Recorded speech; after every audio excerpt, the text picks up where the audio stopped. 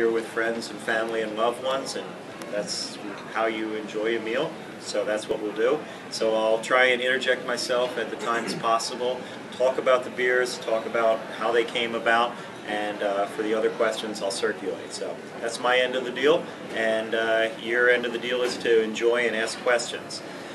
Our brewery actually goes back to 1973 when I was 10 years old, and so was my business partner, Ron Barchet. We met on a school bus about 20 miles from where our brewery is today in 1973 when we were fifth graders. We both had older sisters, our families, our dads actually happened to work at the same company, and we were new to that area. And so we started a friendship that lasts until this day. Along the way, we both played ice hockey together, had plenty of fights. Our friends always used to like to try and get us on opposing teams so we'd beat the crap out of one another. And all that water under the bridge has really solidified a great business relationship. In 1985, I adopted my dad's home brewing kit. And I was a recent graduate of Temple University's Tyler School of Art, so I took my artistic sensibilities and tried to apply it to home brewing, and had 3 spectacular failures in a row, which caused me to open up the books and start to learn about the science of brewing. And when I learned about the science of brewing, I recognized that there was a tremendous culture and history behind European brewing that was starting to bubble up, ferment, so to speak, here in the United States. And gave Ron a home brewing kit as a Christmas gift, and then it became basically like a sibling rivalry, who can make the best beer. In 1989, that motivated him to leave his job in financial analysis to become the first brewer at the Baltimore Brewing Company in Baltimore, Maryland, under Theo de Bruyn, German-trained Dutch brewmaster. Theo was unique in that his grandfather had taken 2 breweries post-World War II and combined them into being the Grolsch Brewery. So he was a highly skilled guy, he had a 5-year brewing engineering degree, but he was tired of squabbling with his cousins over who was going to call what shots in the brewery. So Theo opened up in Baltimore. Ron got connected with that job, worked there for a year, matriculated on to the Technical University of Munich at Weihenstephan, basically Bavaria A&M. This is a fermentation and agriculture school in Bavaria. Fermentation and animal husbandry, 2 things that probably shouldn't happen in any environment ever, but they happen in Bavaria, and Ron went to that school. I then took over his job at Baltimore Brewing Company, and then went to the Doemens Institute in Munich, Germany in 1993. And New Year's Eve of 93-94, we opened up some strong Belgian beers, and after the 3rd bottle or so, convinced our wives to let us write a business plan for our own business, and slowly but surely, Victory Brewing Company got put on the tracks. But I have to say, and it may sound trite or gratuitous, but the fact that you're here tonight to enjoy our beers in this environment is really the energy behind Victory Brewing Company, because we can dream up crazy beers all day long, but until people say, yes, I want that, I'll drink that again, that's where the rubber hits the pavement. So your involvement is actually really important, and that's why we wanted to control this group to a reasonable size and get your feedback and really hear what you think about our beers and this great cuisine.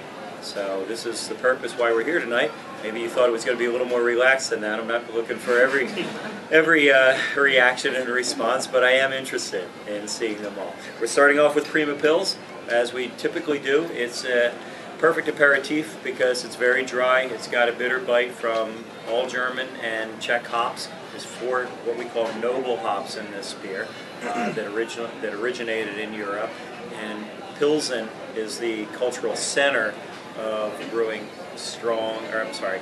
clean, pure, hoppy lagers. So it comes from the Czech region of Pilsen, essentially, using all German malt, German hops, Czech hops, Saaz hops in the finish, 5.3% alcohol by volume, really nice, dry bite, perfect seafood beer, and I was very excited to see what the kitchen decided to do with this beer.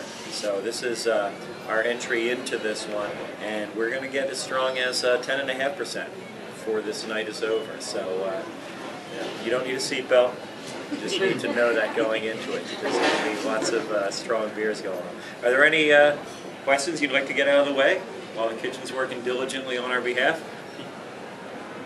Total silence. I'm pouring a heck out.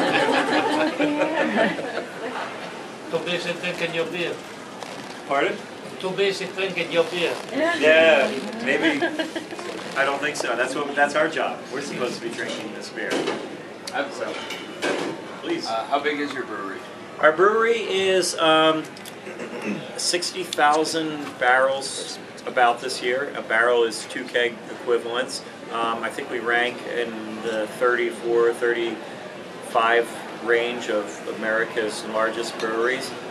We are located in Downingtown, Pennsylvania, which is directly between Philadelphia and Lancaster, Pennsylvania. So if you know anything about that geography, we've got nothing but Amish and Mennonite farmers 10 miles west of us, which is great in terms of supplying our restaurant and giving us the culture of the terroir.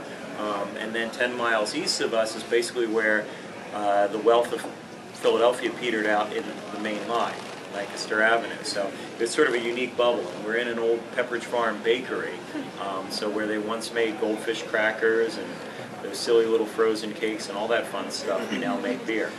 It's a 300-seat restaurant, which I would welcome you to visit at any time.